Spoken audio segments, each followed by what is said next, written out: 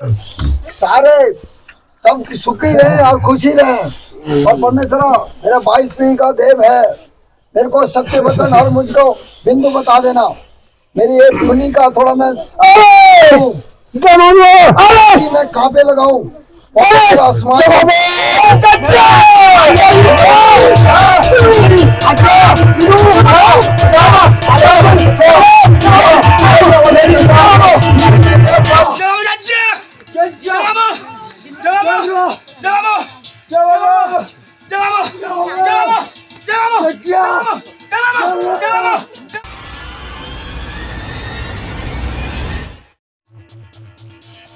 नमस्कार, स्वागत है आप सभी का हमारी जागर पूजाई के अगले अध्याय में। आज की वीडियो में आप देखेंगे किस प्रकार देवता डंगरिया के शरीर में अवतरित होते हैं।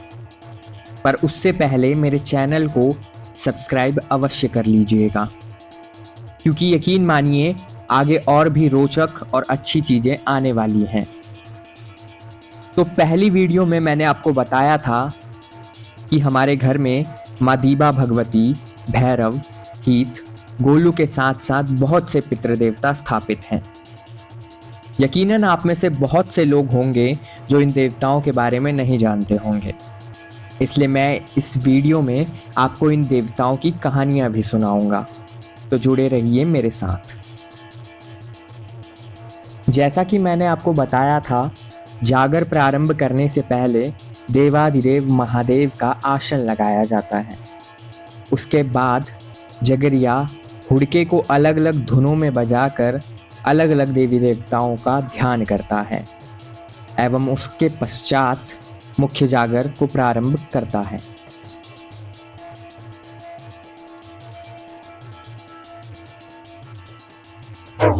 पहले उपजो जल तब उपजो कमल तब भयो बर्मा। 4 वेद 14 शास्त्र से 18 पुराण से 9 व्याकरण से रचना रची। तापन तापी जय ओंकार हो बाबा मृदंगो राजा।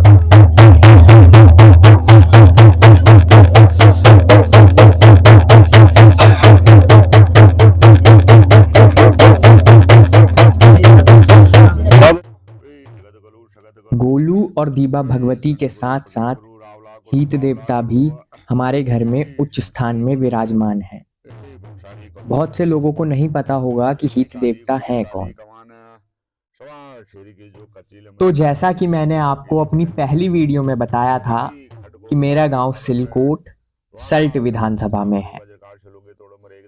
तो आज से लगभग 200-250 साल पहले एक राजा हुआ करते थे, समर सिंह हीत, जो कि उत्तराखंड कुमाऊं के गुजरकोट तल्ला सल्ट के राजा थे। इनके 7 पुत्र थे और उन 7 पुत्रों की पत्नियां थी। इनके पास बहुत सारी धन संपदा थी, अपार भंडार थे। इसी वजह से इनके 7 पुत्रों में घमंड आ गया, अहंकार आ गया, और उस अहंकार के चलते ये अपनी प्रजा पर अन्याय करने लगे, उन्हें बेवजह परेशान करने लगे। राजा समर सिंह के 7 पुत्रों ने निर्दोष लोगों को लूटना और मारना प्रारंभ कर दिया, और इनकी जो प्रजा थी वो इनसे बहुत परेशान आ गई। इसलिए इनकी पूरी प्रजा ने इनको श्राप दे दिया कि तुम 7 के 7 भाई मर जाओ और तुम्हारी पत्नियां विधवा हो जाएं। और यही कारण था कि राजा समर सिंह के 7 पुत्र एक एक करके बेमौत मारे गए, और पुत्रों की मृत्यु के शोक में राजा समर सिंह ने भी अपने प्राण त्याग दिए। हीत देवता, जिन्हें राजा हरुहीत के नाम से भी जाना जाता है, वे सम्राट समर सिंह की 8वीं संतान थे। और जब राजा समर सिंह की मृत्यु हुई तो ये अपनी मां की कोख में थे, सिर्फ 6 महीने के।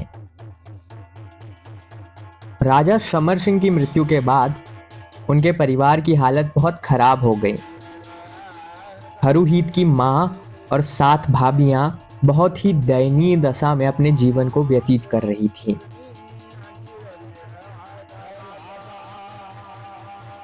हरुहीत को तो ये संज्ञान भी नहीं था कि वो राजवंश का खून है, वो राजा का पुत्र है। एक दिन जब वह गांव के बालकों के साथ चोर सिपाही का खेल खेल रहे थे तो उन बच्चों ने उन्हें बताया कि तुम तो सच में राजा के पुत्र हो, तुम्हें तो राजघराने में होना चाहिए था, महलों में रहना चाहिए था। हरुहीत को इस बात पर विश्वास ही नहीं हुआ कि अगर मैं राजा का पुत्र हूं तो मैं ऐसा जीवन क्यों काट रहा हूं, मैं क्यों झोपड़ी में सो रहा हूं, मेरा सारा राजपाट कहाँ गया, मेरे साथ क्या हुआ। तब वो घर जाकर अपनी माँ से बोले, माँ आप मुझे सच सच बताना, मेरे सातों भाइयों की मृत्यु कैसे हुई, मेरी भाभियाँ विधवा कैसे हुई, और मेरे पिता क्या सच में राजा थे। माँ अगर तुम मुझे सच सच नहीं बताओगी तो मैं रामगंगा में जाकर अपने प्राण त्याग दूंगा। पुत्र की ये बात सुनकर माँ की आंखों में आंसू आ गए। तब उन्होंने सारी बात हरुहीत को बताई कि तुम्हारे पिता के मृत्यु के बाद जनता ने हमें कर देना बंद कर दिया, हमारे सारे के सारे खेत बंजर हो गए। ये बात सुनकर हरुहीत को बहुत क्रोध आया। उन्होंने अपनी तलवार उठाई और अपने घोड़े पर सवार होकर वे गांव की तरफ चल दिए। गांव पहुंचकर उन्होंने पूरी जनता को ललकारा कि यदि तुमने 14 साल से बंजर पड़े मेरे खेतों को दोबारा से आबाद नहीं किया तो तुम सब मेरे हाथों से मारे जाओगे, और 14 साल की रकम, 14 साल का कर तुम मुझे एक साथ आज के आज दोगे।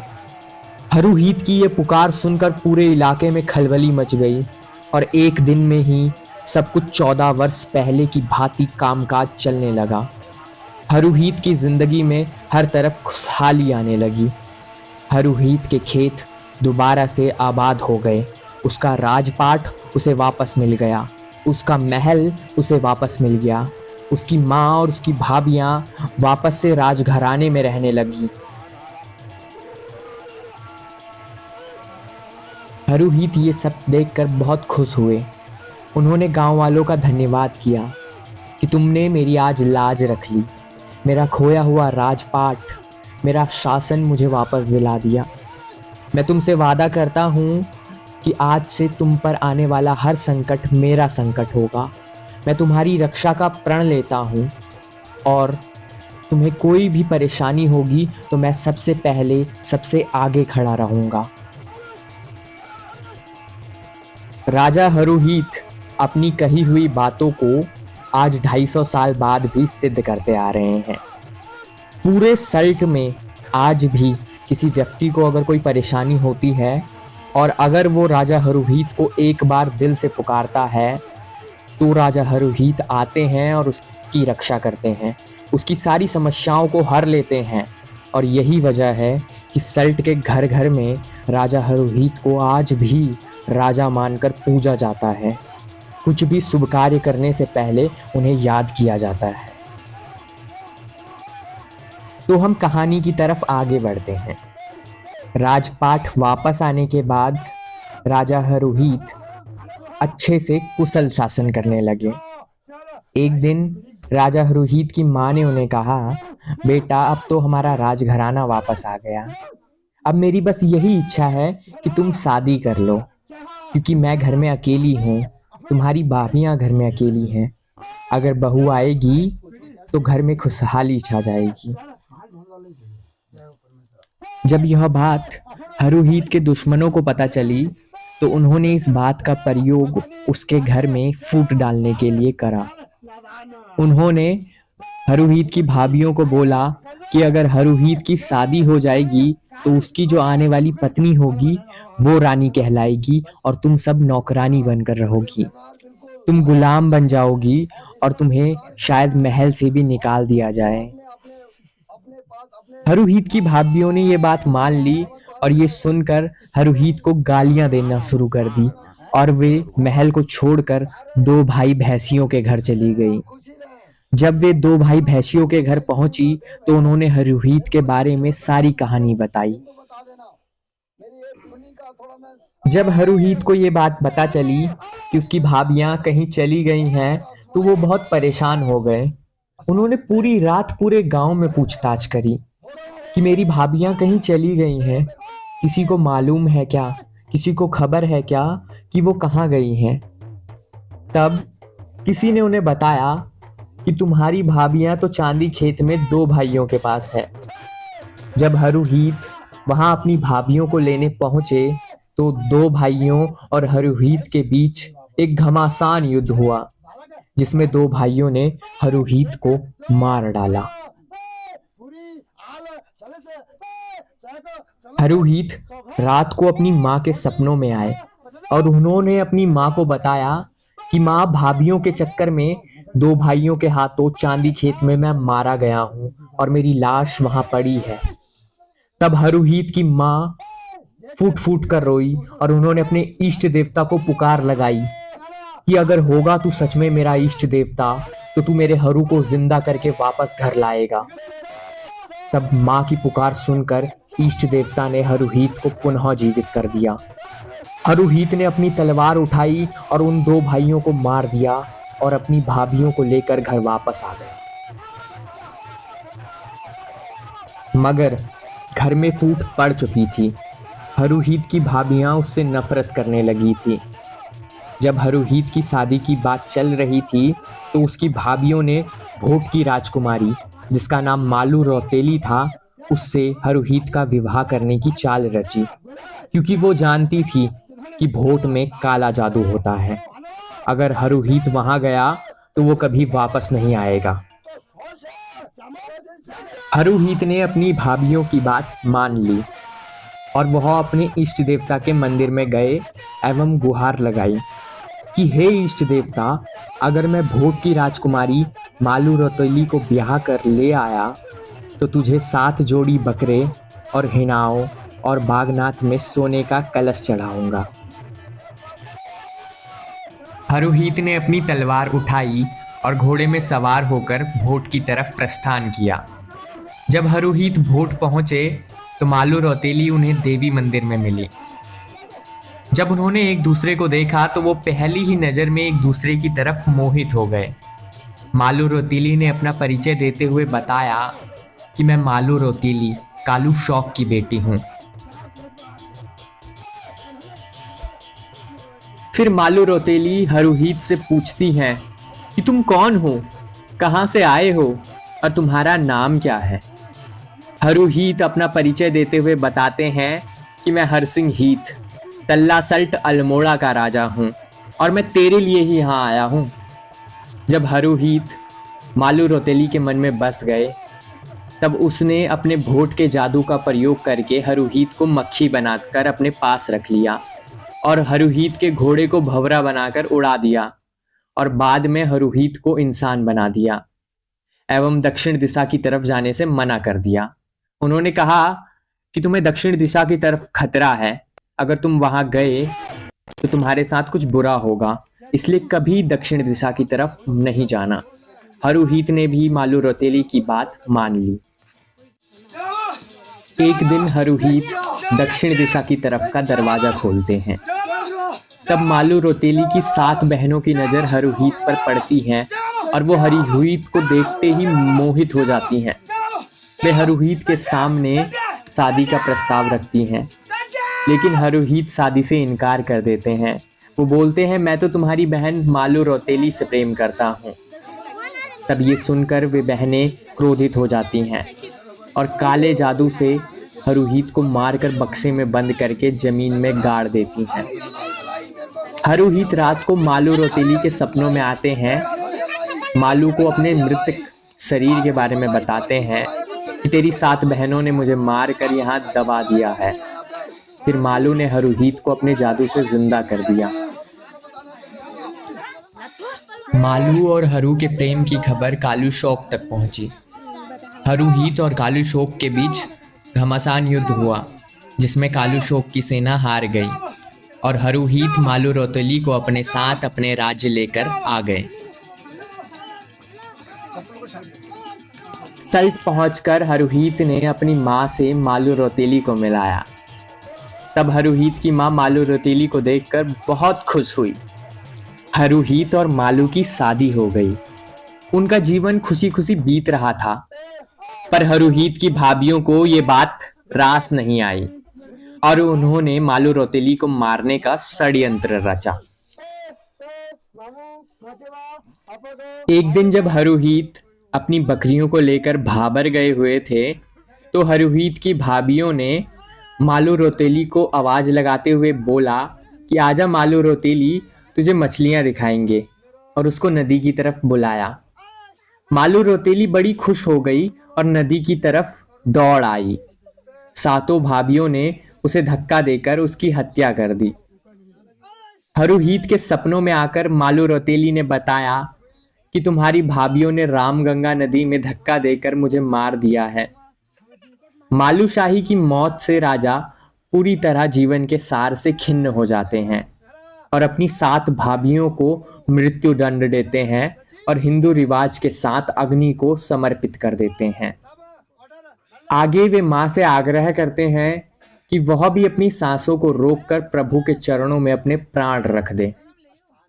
मां की मृत्यु के साथ मां को अंत्येष्टि करने के बाद राजा हरुहीत 2 चिता लगाकर मालू संग खुद को और अपने हमदर्द घोड़े को अग्नि को समर्पित कर देते हैं। और यही थी सल्ट के महान राजा हरुहीत की कहानी। आज भी सल्ट के बहुत घरों में हरुहीत को देवता की तरह पूजा जाता है। ये मान्यता है कि हरुहीत से सही न्याय कोई नहीं करता, जिसकी किसी अदालत में नहीं सुनी जाती। सल्ट का वो आदमी हरुहीत को याद करता है और हरुहीत आते हैं और न्याय करके जाते हैं। एक ऐसा राजा जो 2 बार मरने के बाद भी दोबारा से जीवित हुआ, वो राजा आज भी अपनी प्रजा की चिंता करता है, उन्हें हर मुसीबत से दूर रखता है। हमारे घर में मेरे बुबू जी पर हरुहीत आते हैं और हमें दर्शन देते हैं एवं हमें आशीर्वाद देते हैं और हमारी समस्याओं का समाधान करते हैं। राजा हरुहीत की तरह अगर आपको जानना है कि गोलू देवता कौन थे, उनकी कहानी क्या है, तो मेरी अगली वीडियो जरूर देखिएगा और उससे पहले मेरे चैनल को सब्सक्राइब कीजिएगा और बेल आइकन को भी दबा दीजिएगा ताकि नोटिफिकेशन आप तक जल्दी से जल्दी पहुंच जाए। खेल चकनी रे वाला कोई बची राख ले निकल मिट्टी ले निकल उई कोई विद्या निकल खाली खेल खड़ी बे बची राख ये पुराने स्थान में बे नहीं स्थान में ले समझ में अच्छा नहीं है बे मामू मातेवा बे आजी फटू यो उखेल नहीं जग में उखेल पुरानी जग में जति मिट्टी याला उई उखेल छरे कोई विद्या ना कोई भाषा ना कोई विधि ना कोई विधान ना या पुरानी जग येती नहीं जग येती में मिट्टी उठानी सुल्ट हाथल उठानी उले यार अगनी चाकर दर्शन चल उधेड़ पेलिका मेरा 22 पीढ़ी देव वकी धूली वकी पंचका धूली जय मामो उठा लो ओका बोटिया उठा लो ये दर्शन ले जाओ गिड़ी नहीं स्थान सब उधर ले जय मामो ओका बाद गौद गंगा जलाल जिसमें उठा वो बंद कर दियो जय मामो धूप बत्ती बंद कर दियो जय मामो ओका बाद वती केनिया है ओका बाद आजा जो नई जगह जय शांति पाठ उधर की जब हम समझ आएगी से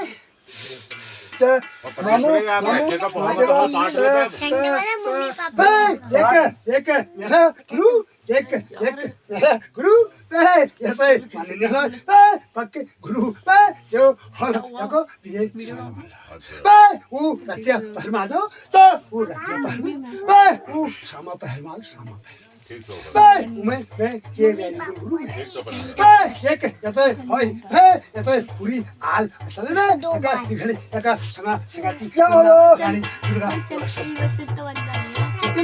जब बाबू आज ये तेरा मन में तुझे सकता को मालूम है जरा इस धुनी में जय माँ मेरा मामू महादेवा जगह जग मेरा देखी कथा अथा इथा देखो उठा देखो पे जग कुछ ठीक जैसी नीचो पे चपो आवती तेरे देखी हता पे उधरी जग फली फूल जब बाबा पे उधरी पे के बिगड़ लगी जब बाबा पे एक दिजी तिगड़ भेजी जब बाबा पे आजी चले मैं शिव सवारू मन पे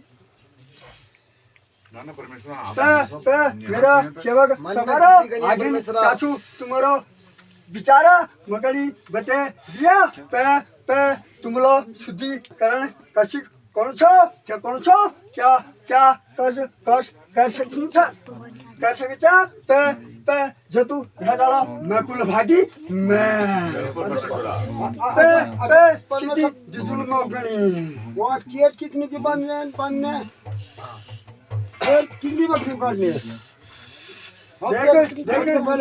देख मेरे सेवक सरदार देख